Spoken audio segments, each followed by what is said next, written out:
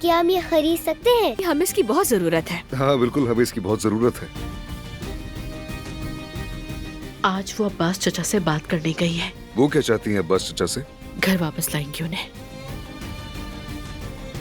गोली मारने वाले को मुझे लगता है कि अब्बास भाई उसे जानते हैं। अगर तुम पास नहीं आए ना तो एक लगा दूंगी तुम्हें। लड़की के सामने तुम तो खड़े भी नहीं रह सकते, गूंगे हो जाते हो तुम तो उसके सामने। अगर बाबा पूछे तो कह देना मैं चला गया काम से। हिम्मत है तो खुद बता देना उन्हें। अब तो तुम एक कदम भी अपने बाप से पूछे बगैर नहीं उठा सकते। खैर है ना, अब क्या चाहते हो? असल में हमारा मकसद एक ही है। तुम वो चाहते हो जो उनके पास है और मैं भी।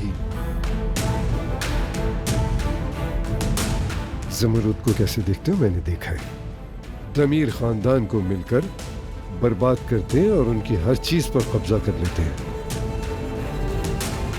मोहब्बत करते हो उससे?